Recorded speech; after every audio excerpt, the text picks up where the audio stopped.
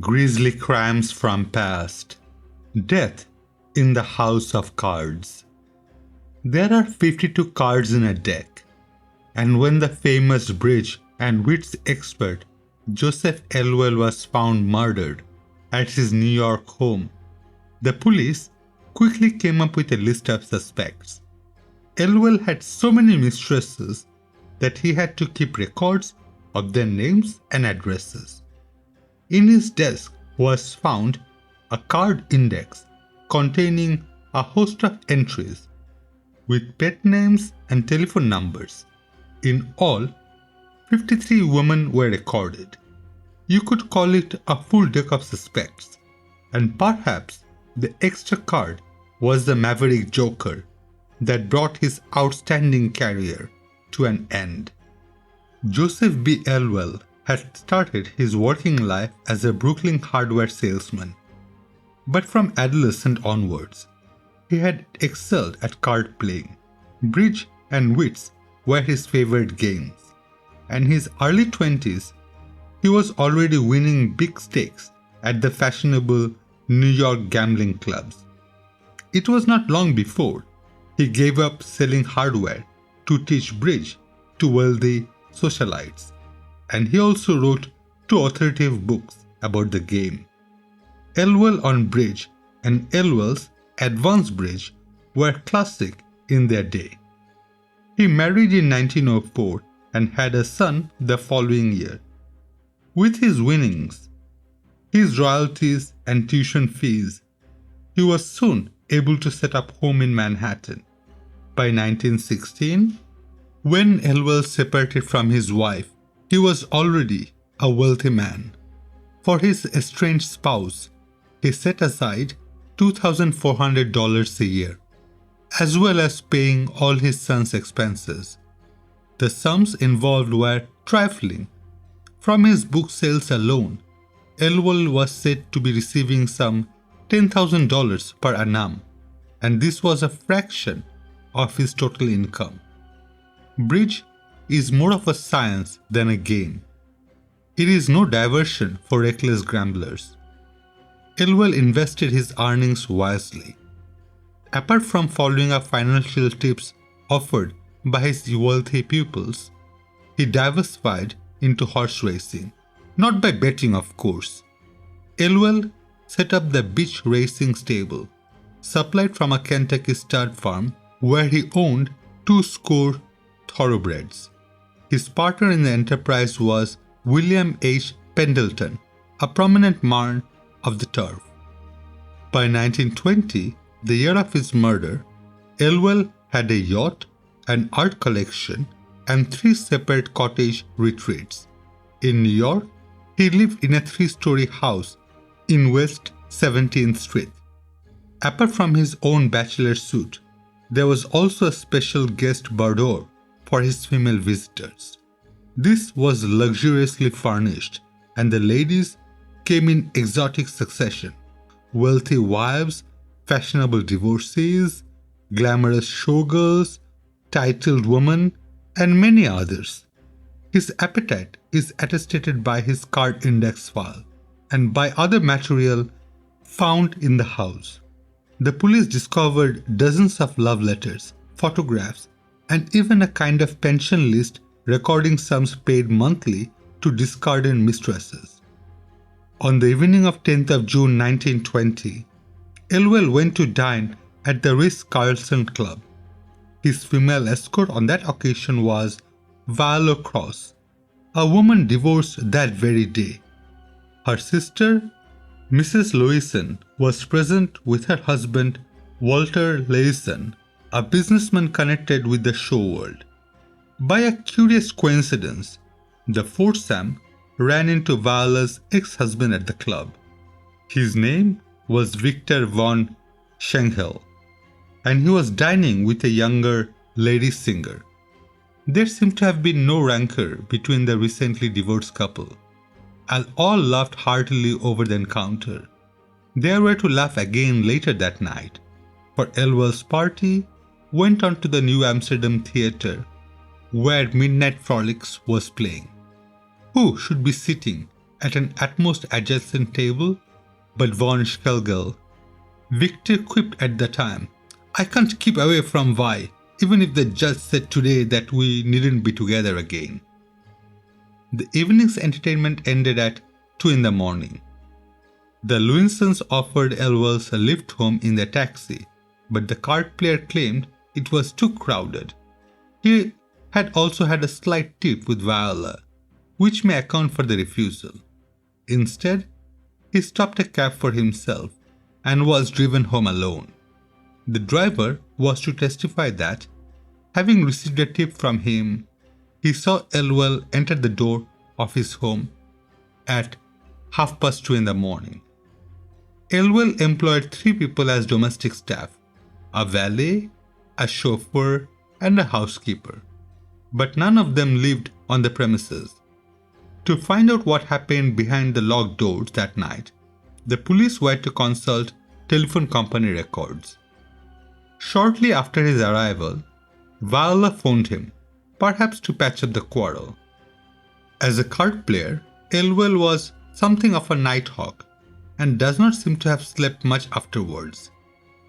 At 4:39 in the morning, he rang his racing colleague Pendleton, but received no reply and put the phone down after 5 minutes.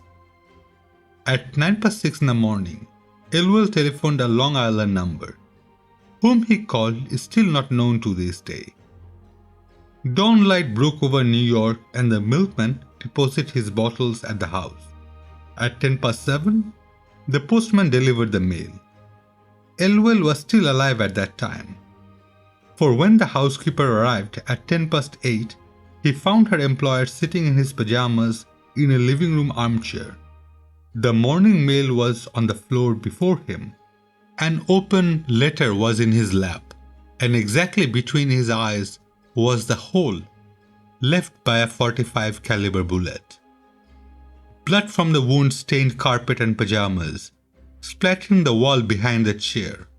Elwell was still breathing, though unconscious. He died in hospital some 2 hours later. The case was perfectly baffling. The 2 side doors into the house were firmly locked, and the housekeeper had found the front door locked too. All the windows were fastened from the inside, except Elwell's own inaccessible window on the 3rd floor. Murder by an intruding burglar appeared to be deeply improbable. There was no sign of a break-in, no sign of a struggle. Assorted items of jewelry, as well as $400 in notes, lay untouched about the house. Besides, what self-respecting burglar would still be on the premises so late into the morning? The front door lock had recently been changed. Only Elwell and the housekeeper, Mrs. Larson, possessed keys. Everything pointed to the conclusion that the victim himself had admitted someone into the house, and the circumstantial details suggested that if the murderer was a woman, he must have known her very intimately. The bridge expert was a vain man. Aged 45, he customarily wore a plate of false teeth to fill the gaps in his smile. He was balding too, and wore a toupee. He had 40 of them in all. When Elwell was found barefoot and dying in his pajamas, he was wearing neither wig nor denture. Those accessories were found neatly placed on the dresser. It was unlikely he would have invited a lady in, unless on sufficiently intimate terms to have seen him like that before. Elwell was shot between 7:10 when the post arrived and 8:10 when the housekeeper found him dying. Medical experts further determined that he had been hit at least 45 minutes before Mrs. Larson arrived. That meant that the shot had been fired between 7:10 and 7:25. But of course, it was possible that the killer had been with Elwell in the house for hours beforehand, especially if the murderer was a bedroom companion. Had he entertained a woman that night? It seems unlikely for his own bed appeared to have been only lightly laid upon. The cover was turned back and the pillow slightly dented, as if he had relaxed there on the sultry June night.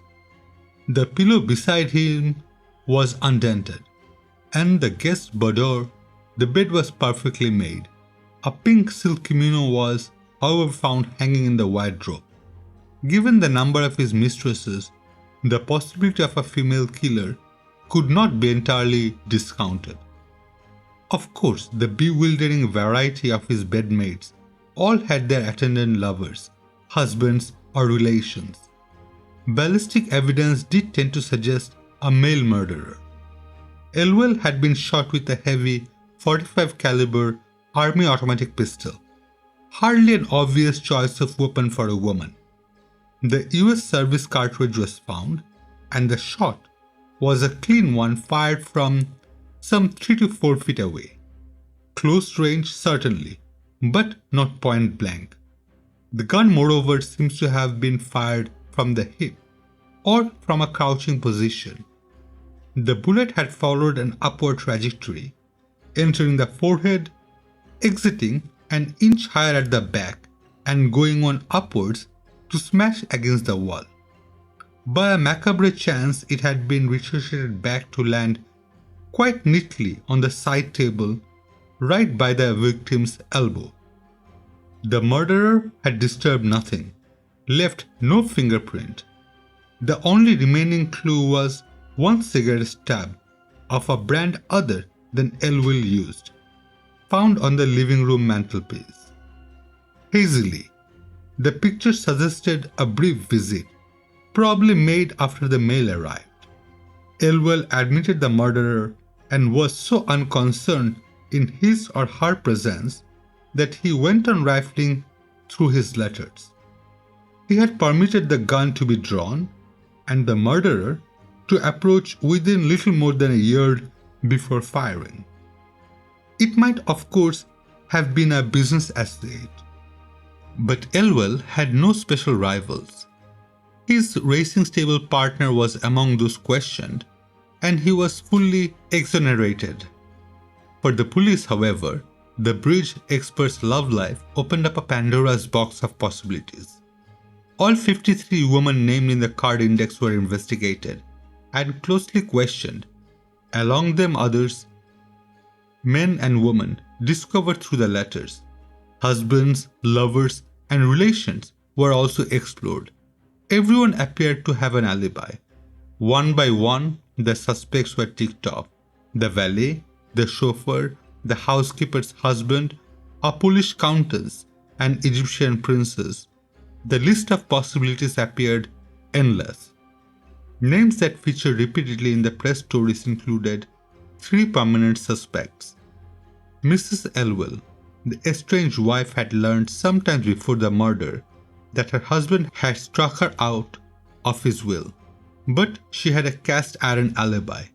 Moreover, she stood to lose by Elwell's death, for her son's expenses and the $2,400 a year would be cut off. Viola Cross. She had been with Elwell on the murder night. They had quarreled, and she had phoned him at his home. It was also established that she was the owner of the pink silk kimono in the boudoir.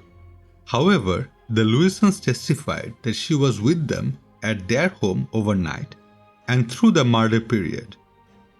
Victor von Schingel, did Viola's husband, so recently divorced, still felt possessive about her? Victor had breakfasted with his young singer on the following morning, but went out early to pick up his car from a garage. He arrived there at 8 o'clock in the morning and might just had the time to kill Elwell before arriving at the garage. However, nothing indicates that he had any jealous feeling about Viola. He married his singer in due course. No solution was ever found. But in the realm of pure speculation, it is interesting to consider the enigma of Anne. One of the letters found in Elwell's desk had been sent by a 16-year-old Kentucky girl. She signed herself simply Anne and complained to Elwell that she was going to get into trouble, she begged him to do the right thing by her. Sydney Sunderland, a writer of the 1920, toyed with the idea that her father or brother may have come to New York to persuade Elwell to do the right thing, and plugged him between the eyes when he refused. It is as plausible a theory as any. You can imagine Annie's seduction on one of Elwell's trip to the stud farm.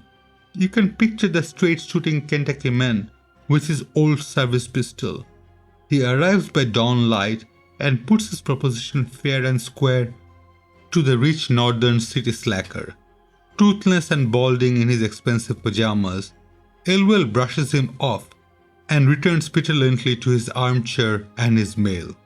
One shot, it has to be from the hip, sees of the card player.